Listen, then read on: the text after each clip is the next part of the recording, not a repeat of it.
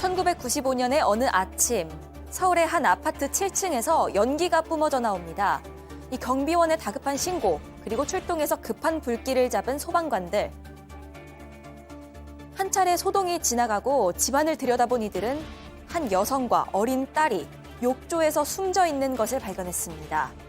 화재 현장에서 순식간에 사건 현장으로 바뀐 아파트. 외부 침입 흔적은 없고 문은 안에서 굳게 잠겨 있었는데요. 경찰은 그날 아침 일찍 출근한 남편을 주목하기 시작합니다. 오늘 사건 연구소는 모녀의 죽음, 그리고 유일한 용의자를 들여다봅니다.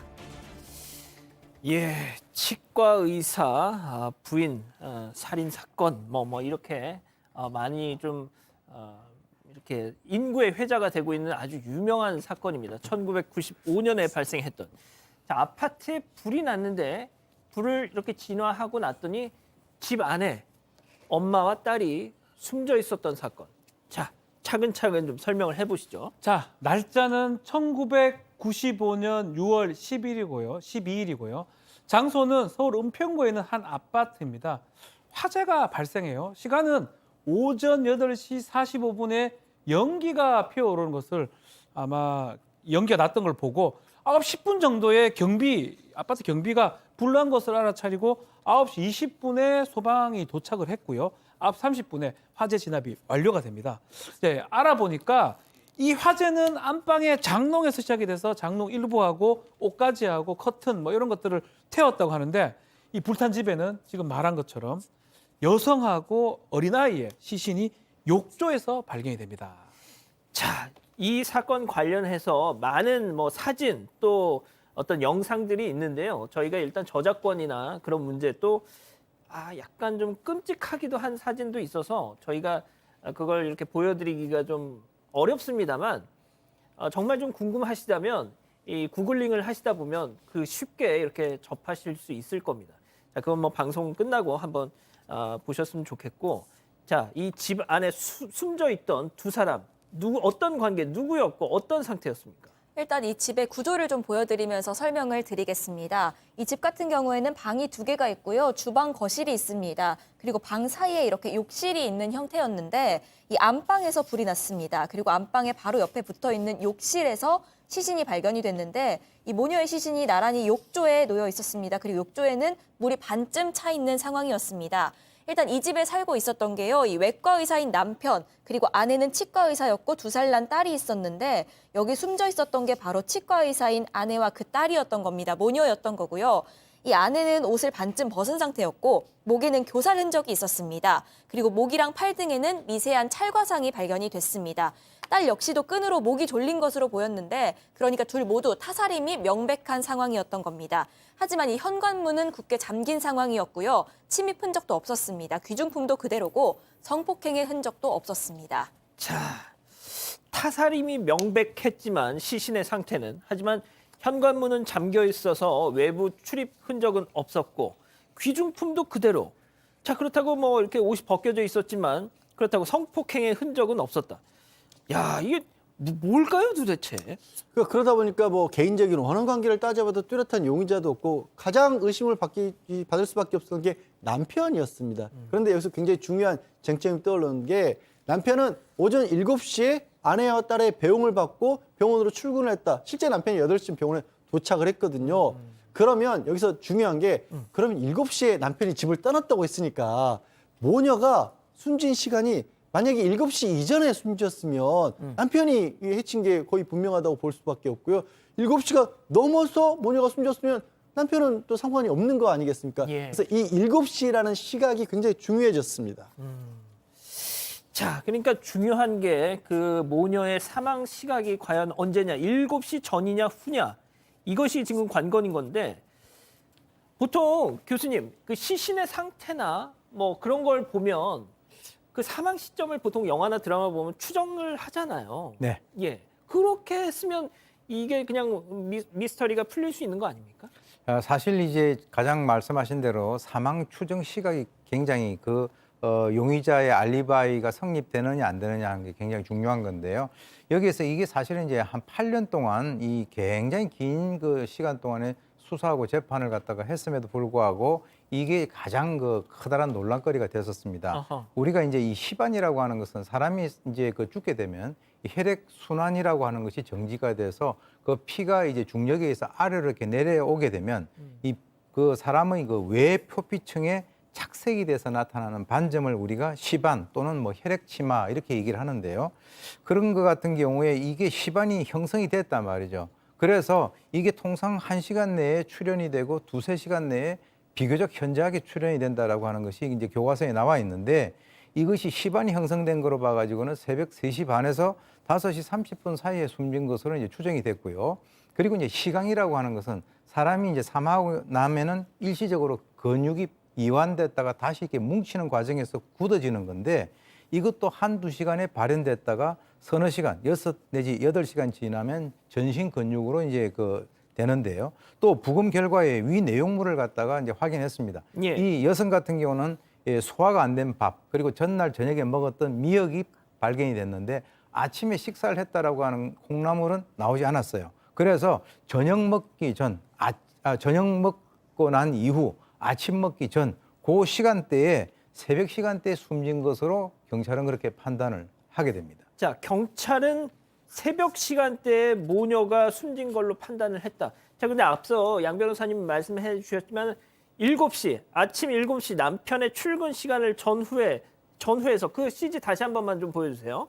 시간대. 네.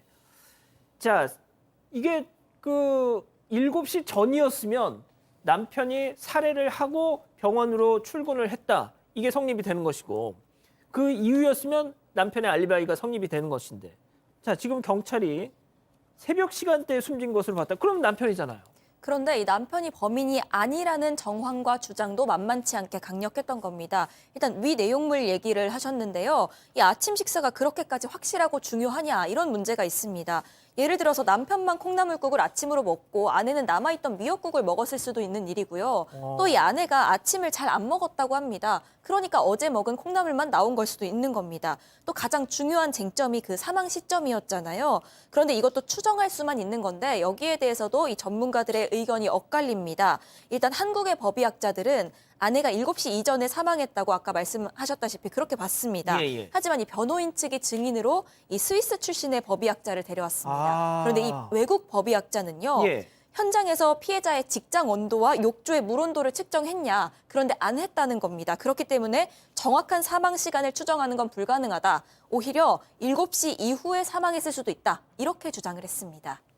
아, 그러니까 욕조에서 숨진 채 발견된 아내. 근데 그 욕조 물의 온도를 진작에 발견했을 때 그거를 측정했느냐 안 했느냐. 근데 그걸 안 했었던 거군요, 경찰이. 네, 지금 이제 그 이 피해자의 시신을 욕조 안에다가 물에다가 집어넣는 것은 아마 여러 가지를 갖다가 그런 것을 좀 아는 사람이 한 것으로 보이는데요. 이것이 이제 초동 수사에서 당시에 그 담당 수사관이 가장 결정적인 실수를 갖다가 한 것을 스위스에서 온 그 법의학자가 정확하게 이제 지적을 하게 된 겁니다. 왜냐하면 이 시반 또는 이 시강이라고 하는 것을 가지고 이 사망 추정 시각을 갖다가 우리가 추정하는 것은 상당히 그게 폭이 넓어요. 그래서 이제 시간 같은 경우는 온도가 높게 되면은 굉장히 조기 강직이 빨리 오는데 이게 핵심이 뭐냐면 그럼 욕조 안에 있는 그 물의 온도가 얼만큼 뜨거웠는가 그러면 그 당시에 이제 출동했던 경찰관이 그것을 갖다가 측정을 하고 그리고 난 이후에 뭔가를 했었어야 되는데 사실 이걸 갖다가 측정을 안 한 것이죠. 그러다 보니까 나중에 이제 지적을 받으니까 이제 좀 이게 어떻게 보면은 이 한국 경찰의 그 과학 수사의 흑역사인데 예. 그때 당시에 야, 내 손을 갖다 댈 테니까 너 한 물 이렇게 떨어뜨려 봐. 그래서 이 정도인가? 이렇게 나와 버렸기 때문에 첫 단추를 갖다가 상당히 잘못 끼워 가지고 이것이 아주 어그러지게 됩니다.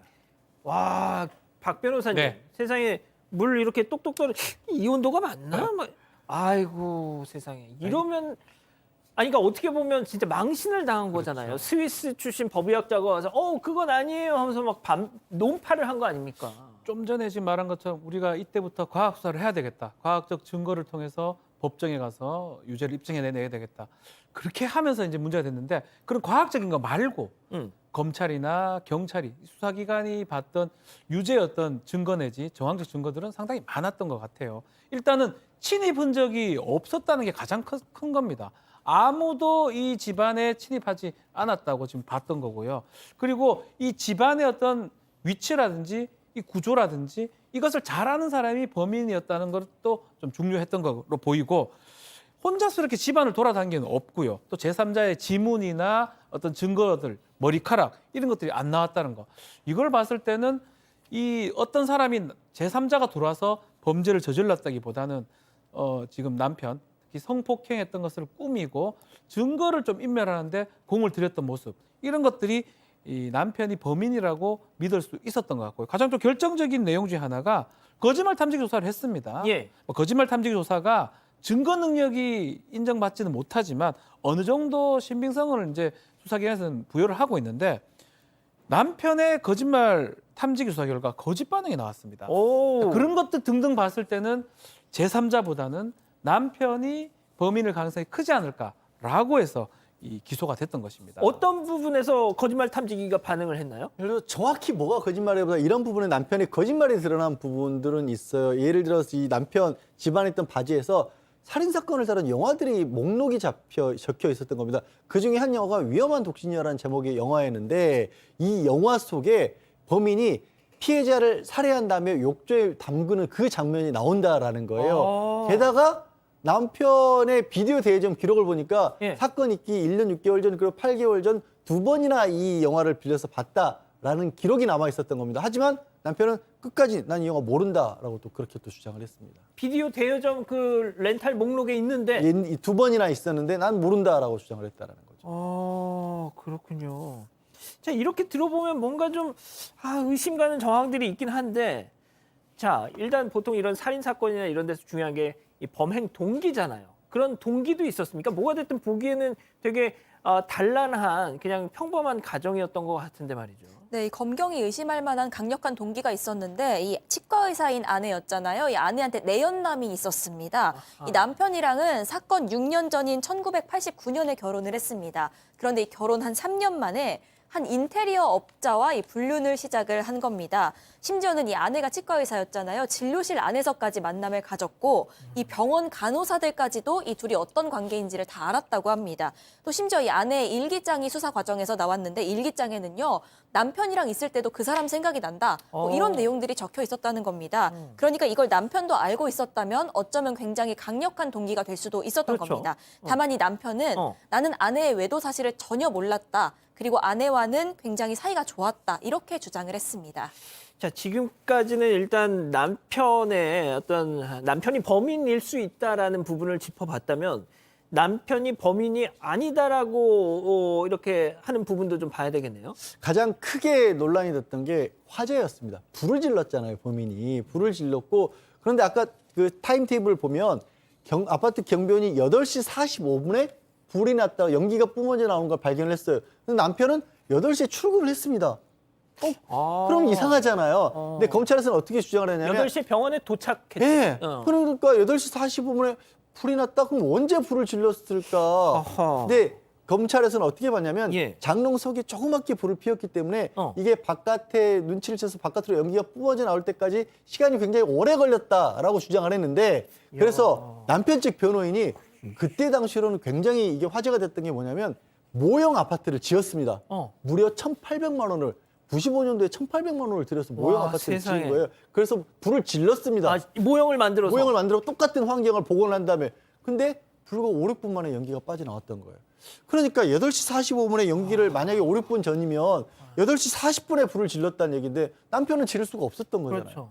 그러니까 이게 또 아닌 것 같고 또 하나 이제 뭐 그렇게까지 큰 건 아니지만 이 숨진 여성 아내가 컨택트 렌즈를 눈에 끼고 있었는데 이 아내의 어머니의 설명으로는 출근을 할 때 낀다라는 거예요. 그럼 남편이 나가고 나서 출근하고 있다가 출근할 준비를 한 이후에 살해당했다는 얘기가 될 수 있거든요. 이걸 보면 또 아닌 것 같죠. 예. 이게 거의 박 변호사님 네. 30년 전 사건이다 보니까 그렇죠. 그 당시에 어떤 이 과학 수사와 지금의 이거 수준을 비교할 수가 참 없는. 그러니까 이거 얘기 들어보면 이건 것 같고. 자, 그래서 어떻게 최종 결론이 나? 자, 법원도 이 말 들으면 이거 같고 저 말 들으면 저거 같고 그래서 계속적으로 판결이 엇갈렸어요. 1심에서는 남편이 범행이 맞다라고 해서 유죄를 선고하면서 사형을 선고를 했습니다. 두 사람을 죽인 거잖아요. 그렇지만 2심에서 항소심에 가서는 이 사형의 원심을 깨고 무죄를 선고했고요. 또 대법원에 갑니다. 대법원에서는 대법원에서 판결을 하지 않습니다. 유죄 취지로 고등법원 파기환송을 했는데 다시 파기환송심에 가서 6년 만에 고등법원 했을 때는 다시 또 무죄가 됩니다. 최종적으로는요. 범행 발생 8년 만에 대법원에서 최종적으로는 무죄 확정이 됐는데 그게 지금 좀 전에 얘기했던 그겁니다. 시간이 가장 문제예요. 사망 시간이 이걸 증거가 유죄로 보기에는 조금 많이 부족하다라고 봤고요. 예. 남편의 어떤 피고인의 진술의 일관성이 없는 것도 있지만 이걸로 유죄를 인정하기에는 부족함도 있고 또 좀 전에 얘기했던 콘택트 렌즈 이런 것들은 남편한테 유리한 정황이라고 봤던 겁니다. 결국은 이 피고인 무죄 추정 원칙이 적용된 거예요. 이 완벽하게 피고인이 유죄 범인이 맞다라는 게 이게 이 가능성을 배제 못한다면 안 되기 때문에 그렇다면 이거는 유죄를 할 수 없다 해서 무죄가 선고된 것입니다. 일단 뭐 재판부도 찜찜한 부분은 있다는 건 인정을 한 겁니다. 저도 이제 이 사건을 조금 보면서 생각했던 게 교수님, 이 남편이 말이죠. 그냥 일반인이 아닙니다. 외과 의사입니다. 외과 의사는 법의학 수업을 받잖아요. 예? 그러니까 의사들은 말이죠. 기본적으로. 그러니까 일반인보다는 조금 그런 부분에서 뭔가 있지 않을까라는 생각도 저는 좀 얼뜻 들더라고요. 사실 이제 이 치과의사 모녀 살인 사건 같은 경우는 한국 그 경찰의 과학 수사에 있어서 굉장히 뼈아픈 그런 어떤 교훈을 주는 사건인데요. 이 그 사망 추정 시각을 정확하게 특정하지 못함으로써 이것이 이제 아주 뒤죽박죽이 돼버린 것이죠. 실제로 이제 이 사건은 초반부터 경찰은 어디에 집중을 했냐면 주변인 그리고 이제 바로 이 남편으로 용의자를 한정을 했기 때문에 주변인에 대한 이제 수사가 좀 이렇게 잘 안 이루어졌다라고 하는 그런 지적이 있습니다. 특히 이제 아내의 내연남에 대한 어떤 조사 이것이 이제 이루어지지 않았고요. 그래서 이제 이 아내 내연남은 알리바이가 있었다라고 하지만은 이게 이제 나중에 뒤에 이제 확인이 된 것이고요. 그리고 이제 내연남의 아내라든가 이런 주변인에 대한 그 수사가 제대로 이루어지지 않았는데 글쎄요 범인이 누구인지는 바로 이제 지금 아마 이 범인이 이 TV를 보고 있을런지도 모르겠습니다. 이 범인이 누구인지는 그 범인의 그 가슴 속에 남아있는 그 범인 본인만이 알고 있을 거다. 분명히 왜? 범인은 있는데 범인을 우리가 잡지 못했기 때문에 지금 이 시간에 이걸 보고 있을런지도 모르겠습니다. 예.